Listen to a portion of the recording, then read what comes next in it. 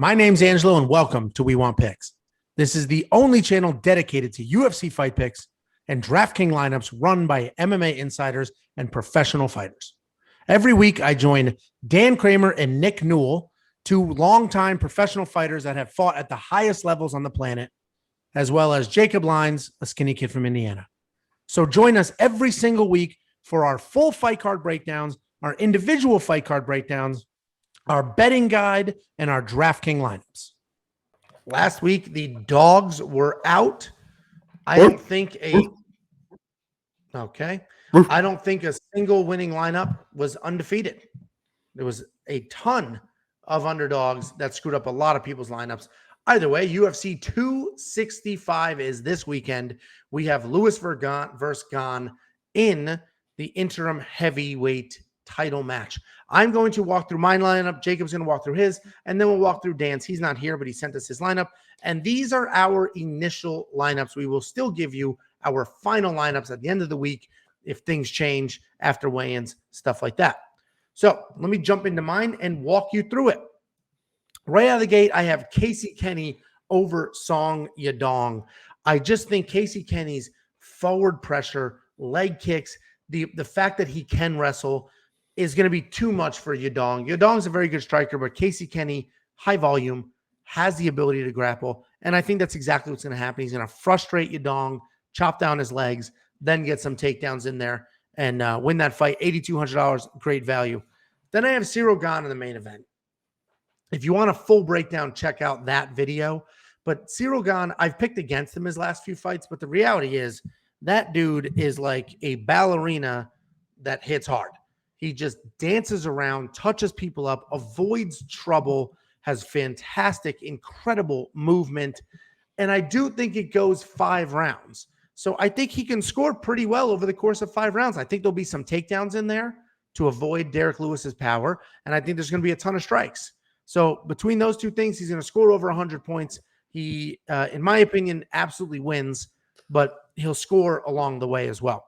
Then I have Pedro Munoz over Jose Aldo. Pedro Munoz puts an incredible pace, tons of leg kicks. He actually fights very similar to Jose Aldo, but he's a little less to the wear, right? I think he's fresher, hungrier.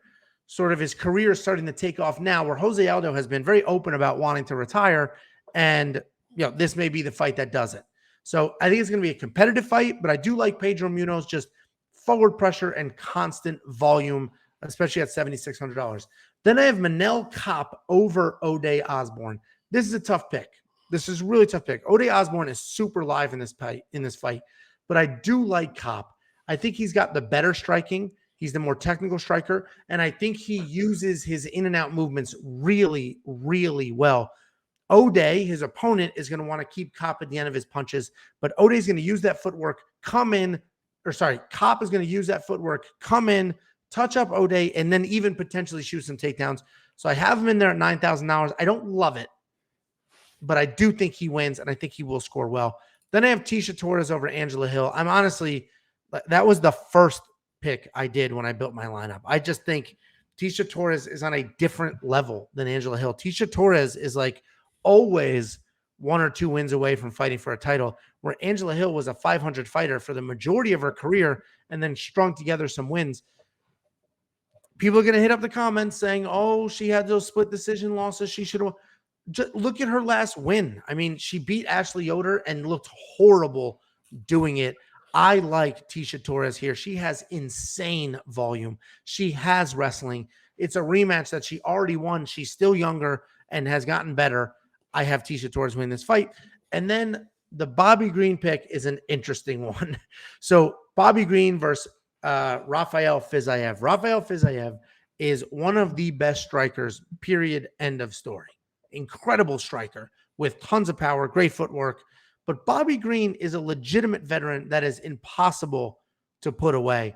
I think Bobby Green is smart enough. Hopefully, he does have sort of brain fart moments in fights, but I do think he is smart enough to have a grapple-heavy game plan, get to the legs of Fiziev, shoot on him, hold him against the cage, use the grappling, use the wrestling to just sort of slow down that striking, frustrate Fiziev, and make something happen.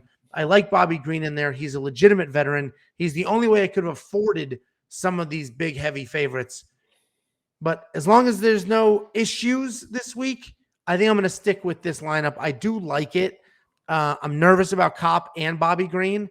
I think Kopp is safe. Bobby Green, listen, it's a really, really tough fight, but he's a legitimate veteran at this point in his career. And I like him to get it done, or at least to survive and score some points along the way. Jakey Poo, why don't you walk us through your lineup? Yeah, if you don't like that lineup, you're really going to like mine, because I think we are honestly I've never seen that before. We're 4 of our 6 are literally flip-flops. So we're opposite on a lot of fights here. And let's just go ahead and quickly address what you're probably going to see in the comments. If you guys are new here, I have a lock of the week, okay? I have a lock of the week. It's usually an underdog that I pick who is going to win every single week. And you're going to see in the comments people saying loss of the week, 0-2 last week, 5-fight losing streak or something ridiculous. They're just making up numbers at this point. Lock of the week is on a 3-fight winning streak.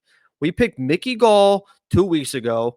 Kai Kamaka won his fight on the scorecards Saturday, but got the wild point deduction. Herb's on a power trip, taking points here and there.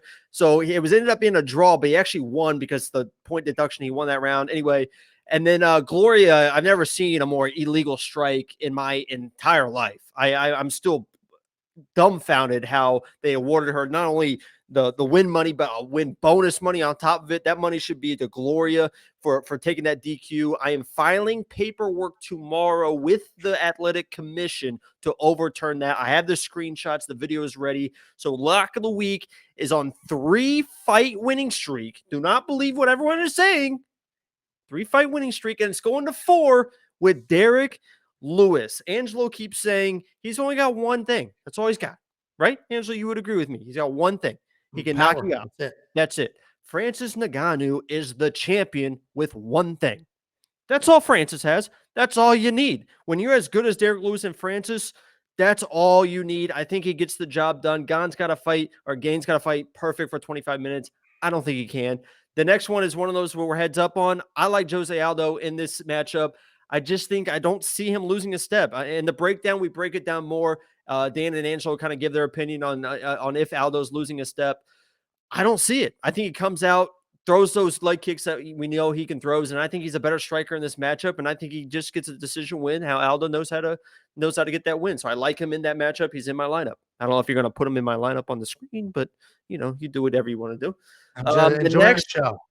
The next is another one we're heads up on, and this one is probably my least confident pick in my lineup. It is a toss-up in the odds. I think we all agree it's a toss-up fight.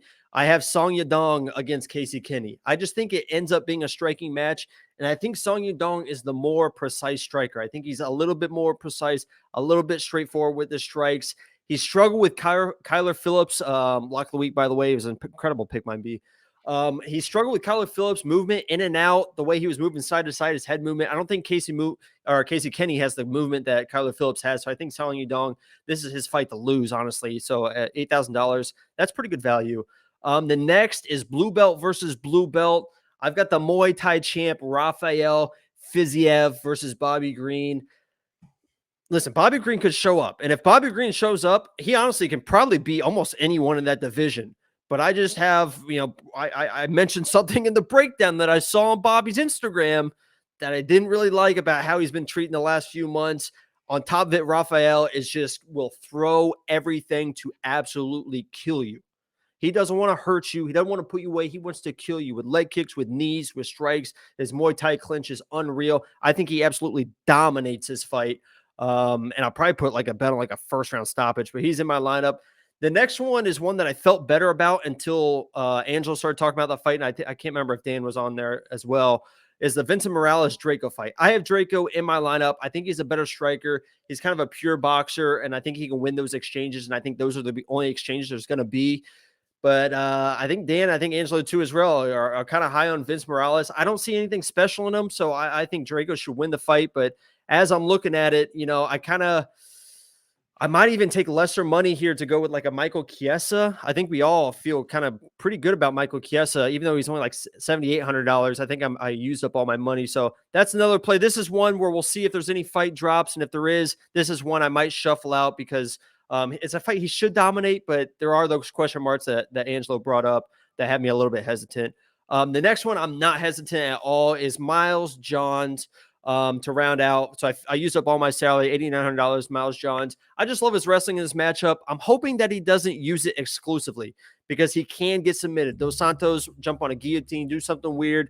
I hope he just uses his wrestling to, if he needs to win a round, shoot that takedown, win the round, survive. I think he's got the striking advantage, so I hope he keeps to the feet. But honestly, this is one of those weeks. I've had weeks in the past where I almost hope that a fight drops because I'm kind of unsure about my lineup. Aside from Draco, obviously I want the card to stay intact, but I love my lineup, and it's kind of funny how we're so opposite and we're both so confident in each one of our lineups. So we'll see how it plays out, but I'm not going to, usually I say it's my most confident 6 for 6. Obviously we've had some struggles in the past few weeks, so I'm just going to say I feel pretty good about this one. We'll see what happens. We are heads up on a lot of these, and this card may stay intact. The pay-per-views tend to stay intact somehow fight week, but we'll see what happens. I'm going to build Dan's real quick. Dan's in here, but he did send us his lineup. So he has Michael Chiesa over Luque. Essentially just talked about Michael Chiesa's non-stop wrestling, just the fact that he is absolutely 100% willing to be boring as hell, grab onto you like a leech, and just try to take you to the ground, take your back, and make something happen and ride that out. Then he has Cyril Gane in the main event, for all of the reasons that I mentioned. Just the incredible footwork, the in and out movement, the nonstop touch, go, touch, go, touch, go will avoid the big power from Derek Lewis. Then he has Casey Kenny over Song Yadong for the exact same reasons I said. The forward pressure, the wrestling, just the nonstop movement there as well. But his movement is forward. And it's going to frustrate Yadong, and Yadong's not going to be able to do what he needs to do off of his back foot.